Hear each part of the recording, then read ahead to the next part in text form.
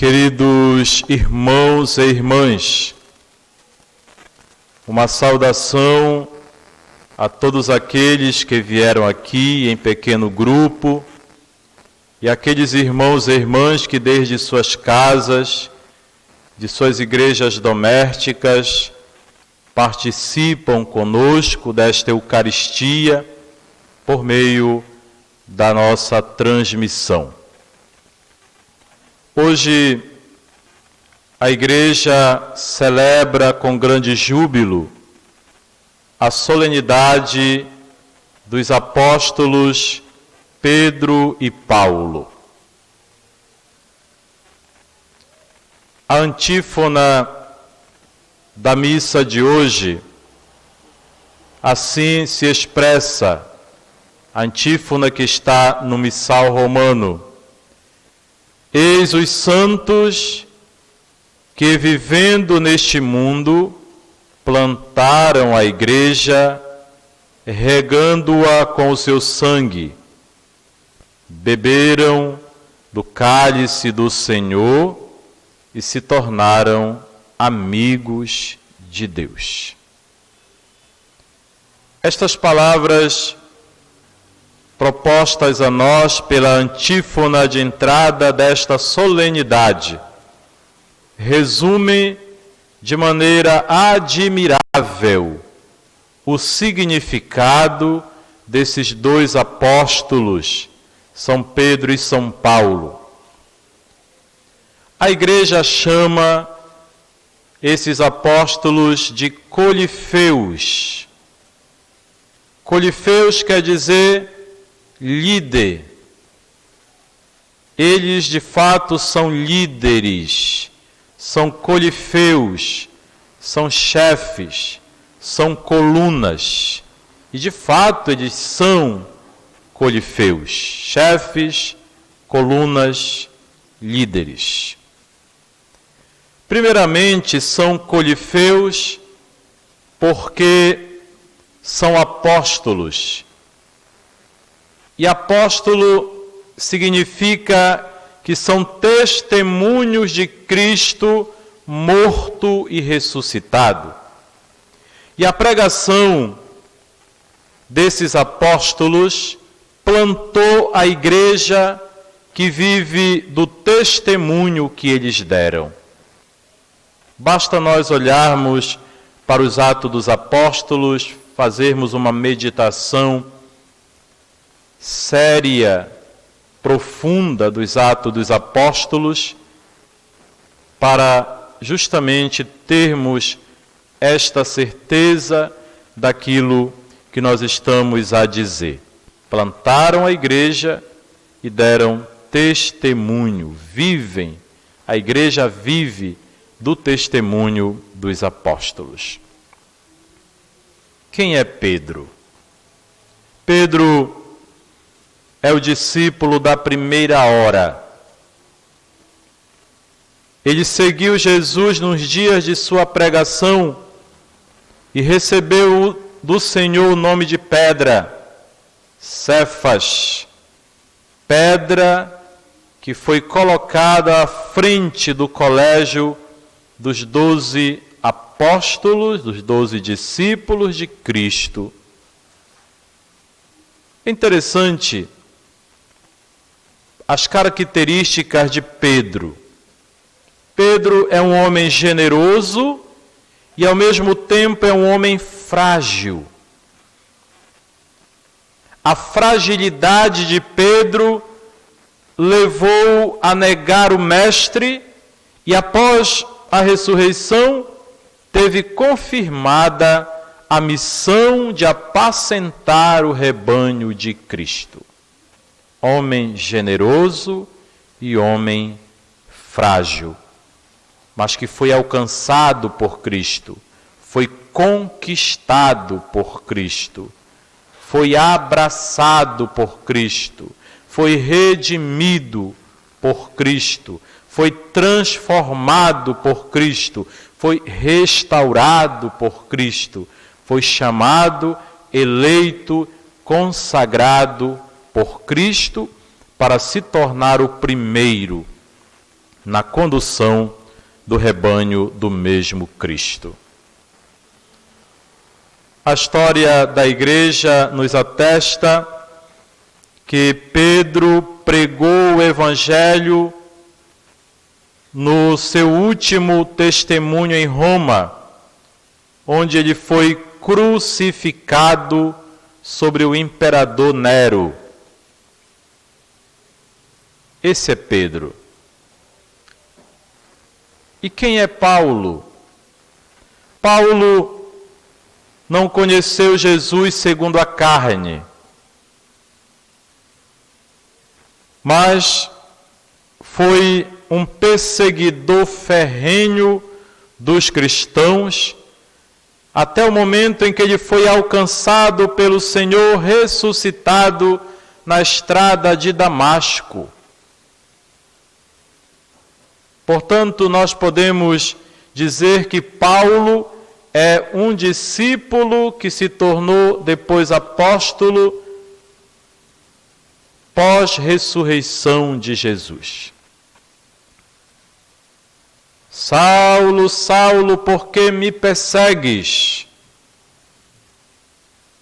Quem és tu, Senhor? Eu sou aquele que tu persegues. E nesta hora, então, Paulo foi alcançado pelo Senhor ressuscitado, que devolveu a ele as escamas, a visão, a luz da visão, melhor dizendo, cujas escamas cegavam esta sua visão, e ele então não conseguia visualizar o Cristo. Que depois ele mesmo vai dizer, olha, para conhecê-lo eu fui bem longe, eu me perdi, mas agora que eu encontrei este Senhor ressuscitado, eu não quero jamais abandoná-lo, eu não quero jamais deixá-lo.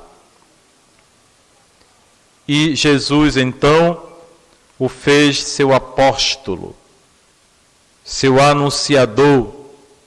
É o próprio Paulo que depois vai dizer, eu sou apóstolo por vocação, no sentido dele, a mesma coisa que ele pudesse dizer, eu fui conquistado pelo Cristo ressuscitado, ele olhou nos meus olhos e me conquistou. Seduziste-me, Senhor, e eu me deixei seduzir. Numa luta desigual tu me ganhaste, eu perdi e tu venceste. Porque na luta que nós queremos travar com Deus, nós sempre perderemos para Ele, porque a sua graça, ela vai nos alcançar. E é isso que Paulo vai dizer, eu sou apóstolo por vocação. Agora que eu encontrei este conhecimento, e ele se torna esse apóstolo, testemunha, pregou o Evangelho incansavelmente pelas principais cidades do Império Romano e fundou numerosas igrejas, comunidades, enviou cartas animando-as, combateu ardentemente pela fidelidade à novidade cristã, separando a igreja da sinagoga. Por fim, Paulo foi preso e decapitado em Roma sobre o imperador Nero. Nós poderíamos, nesta solenidade de São Pedro e São Paulo, poderíamos nos fazer a seguinte pergunta: o que nos encanta nestes gigantes da fé, nestes arautos do Evangelho? O que nos encanta nestes apóstolos? E aí nós vamos descobrir que o que nos encanta nestes gigantes da fé, nestes arautos do Evangelho, não é somente o fruto da sua obra tão fecunda, mas o que nos encanta nestes homens, Pedro e Paulo, é a fidelidade deles à missão. E as palavras de Paulo também serve para Pedro. Como nós ouvimos na segunda leitura, combati o bom combate, completei a corrida, guardei a fé. Ambos foram perseverantes e generosos na missão que o Senhor lhes confiara.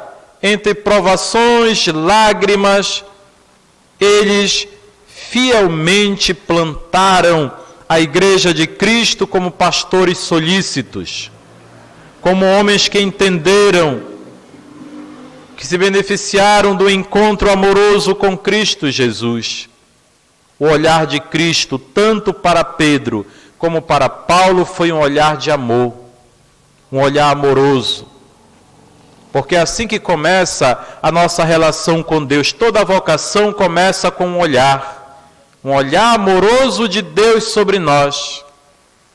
Assim aconteceu um dia comigo, quando eu fui escolhido para o sacerdócio. Deus me olhou com amor, porque a vocação começa no olhar.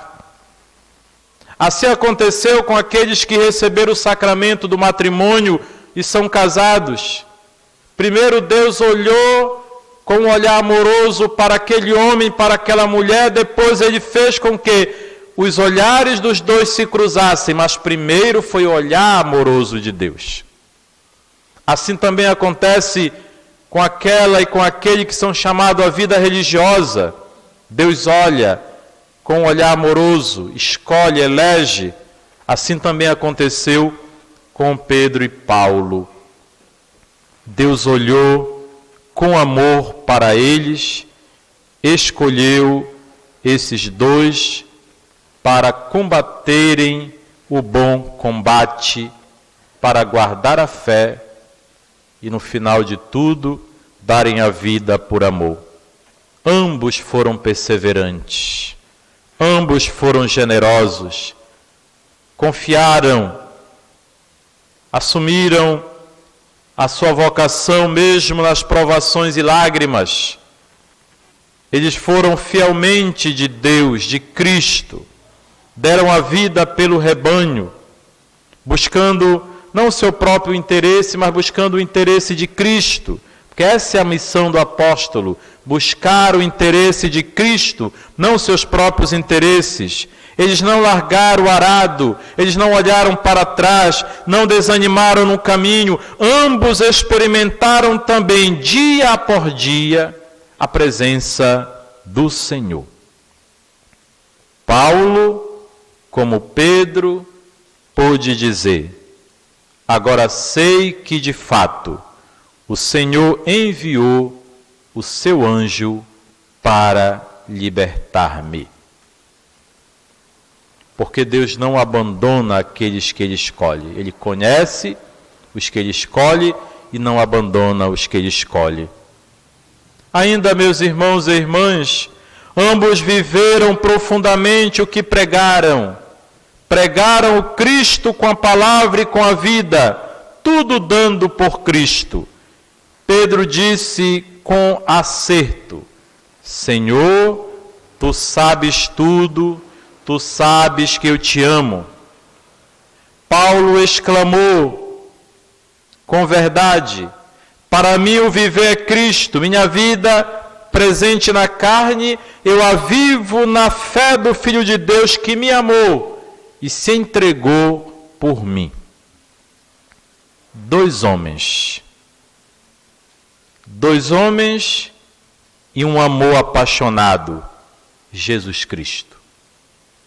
Duas vidas, um só ideal, anunciar Cristo. Em Jesus eles apostaram tudo. Por Jesus gastaram a própria vida. Da loucura da cruz e da esperança da ressurreição de Jesus, eles fizeram seu tesouro e seu critério de vida. Cristo foi, em definitivo, a regra principal da vida de Pedro e Paulo. Cristo foi, em definitivo, o essencial na vida destes homens. Por isso eles podem hoje dar testemunho. Por diferentes modos, finalmente, ambos derramaram o sangue pelo Senhor, beberam do cálice do Senhor e se tornaram amigos de Deus. Eis, meus irmãos e irmãs, a maior de todas as honras, de todas as glórias de Pedro e Paulo, beber do cálice do Senhor para serem herdeiros da glória que os esperava. Nós também somos convidados a sermos herdeiros da glória do Senhor que nos espera. Eis porque eles também se tornaram modelos para nós cristãos. Eis porque nós celebramos hoje com alegria a solenidade, o seu glorioso martírio junto do altar de Deus. Queremos pedir que eles intercedam por nós na glória de Cristo, para que nós sejamos fiéis, assim como eles foram fiéis. Hoje, os nossos olhares, os nossos corações se voltam para a Igreja de Roma, aquela que foi resgatada com o sangue do bem-aventurado Pedro e Paulo, aquela que guarda seus túmulos, aquela que é sempre e será a Igreja de Pedro. Ano passado eu tive a graça de ir a Roma no mês de novembro e tive a graça de, junto com 90 padres e um bispo aqui do Brasil, celebrar a Eucaristia, ou concelebrar a Eucaristia na tumba de São Pedro, lá onde está o corpo sepultado, o corpo de São Pedro. E ao redor, ali naquela tumba de Pedro, ao redor está lá também a tumba de vários santos padres que sucederam a cátedra de Pedro, que sucederam Pedro nesta tarefa, nesta missão. E como ao chegar lá a gente se sente de fato igreja, a gente sente a fé fortalecida, porque estes homens falam muito para nós, e nós recebemos deles a herança de uma fé viva, de uma fé pura, de uma fé de quem não deixou de dar testemunho do Senhor, mas de quem se manteve firme. A igreja será sempre de Pedro e Paulo. A igreja será sempre da sucessão apostólica, ininterruptamente. Alguns loucos, alguns lelé da cuca tantã que não entendem, que deturpam totalmente a Sagrada Escritura, dizendo que a igreja é a grande prostituta, dizendo que a igreja é a Babilônia, acusando a nós católicos, a Igreja Católica, de tudo isso, gente que não entende da Escritura, que interpreta a Escritura a seu bel prazer a partir dos seus interesses econômicos e individuais, que não entendem que essa igreja foi fundada, querida por Cristo. Nós sabemos que ela é esposa de Cristo, nós sabemos que esta igreja é a imagem da Jerusalém celeste. Conhecemos e veneramos o mistério que o Senhor Jesus confiou a Pedro e aos seus sucessores em benefício de toda a igreja, da qual ele é o pastor de todo o rebanho de Cristo, e do qual ele é a primeira testemunha da verdadeira fé naquele que é o Cristo, o Filho do Deus vivo.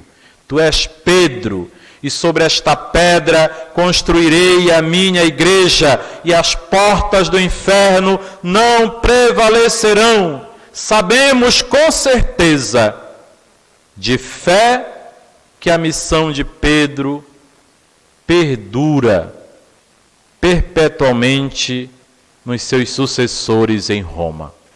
Hoje, A missão de Pedro é exercida por Francisco. Por isso nós queremos nos voltar em oração ao Santo Padre, e hoje, nesse dia do Papa, nós queremos aderir de maneira filial, por fidelidade a Jesus Cristo, que o constituiu pastor desse rebanho. Não esqueçamos, irmãos, o Papa será sempre para nós o referencial seguro de comunhão na verdadeira fé apostólica e na unidade da Igreja, porque desde Roma o Papa Francisco preside na caridade todas as igrejas, inclusive preside a igreja que está presente nesta geografia paroquial do município e da cidade de Pacajá. Ele será sempre este princípio de unidade. Quando surgem como ervas daninhas tantas e tantas seitas cristãs, pseudos cristãs, a nossa comunhão com Pedro é garantida de permanência seguríssima na verdadeira fé. Quando o mundo já não mais se constrói, nem se regula pelos critérios do Evangelho, a palavra segura de Pedro é para nós uma referência segura daquilo que é ou não conforme o Evangelho. Por isso, meus irmãos e irmãs, você que nos acompanha, a nossa fidelidade ao Papa Francisco deve ser sem mancha, porque ele é o sinal visível da sucessão apostólica dada a Cristo, a Pedro, e que ao longo do século passou aos sucessores e que hoje está na pessoa do Papa Francisco. Por último, gostaria ainda de dizer: as portas do inferno não vencem a Igreja. E hoje eu fiquei pensando e rezando em muitos momentos do dia sobre isso. É uma verdade. E eu fiquei ainda recorrendo à história e lembrei que durante as invasões napoleônicas dos exércitos franceses, quando invadiram países da Europa afora, uma vez que a Igreja Católica era vista como uma ameaça, Napoleão disse a um certo cardeal Ercole, secretário de Estado do Papa Pio VII. Napoleão disse a este cardeal Ercole: vou destruir a sua igreja. O cardeal Ercole respondeu a Napoleão: não é possível. Por que não é possível destruir a igreja? Não é possível porque nem nós conseguimos fazê-lo. Se milhares de pecadores não o conseguiram destruir de dentro, como é que vai destruir de fora? Se essa igreja, que sempre nós ouvimos dizer, e até questionada por muitos teólogos, muitos liturgistas, nós dizemos que a igreja é santa e pecadora, que está até inclusive em uma das orações eucarísticas da Santa Missa, a igreja pecadora nos seus membros, que somos nós, mas a igreja é santa na sua fundação, porque ela veio de Cristo, ela foi pensada por Ele, ela foi fundada por Ele, Ele quis construir a sua igreja sobre os alicerces dos apóstolos. Se nós que somos membros da igreja, que temos nossos limites, as nossas fragilidades, não conseguimos destruir esta igreja, imagine quem está fora. É impossível destruir a igreja pensada, querida por nosso Senhor Jesus Cristo. É santa através do sangue de pecadores que buscaram uma vida perseverante, que buscaram a santidade, a verdadeira santidade. A igreja é santa porque tiveram uma morte, essas pessoas tiveram uma morte autêntica, de alguém que deu testemunho verdadeiro, perfeito de Cristo. A igreja é santa quando nós cristãos procuramos viver segundo o Evangelho, quando o padre procura viver a sua fidelidade, quando o marido e a mulher no matrimônio procuram viver a sua fidelidade, quando o cristão na sua comunidade, na sua pastoral, no seu serviço, no seu movimento, procura viver essa verdadeira santidade, a igreja se torna santa, formada sim por pecadores, mas pecadores que têm a garantia de que se voltarem para o Cristo e abraçarem verdadeiramente a causa dele, serão santos e irrepreensíveis sobre o olhar de Deus no amor, porque a nossa vocação é a santidade. Todos nós somos convidados, sede santos, como o vosso Pai que está no céu é santo. Rezemos, irmãos e irmãs, pela igreja espalhada no mundo inteiro. Rezemos pelo Papa Francisco.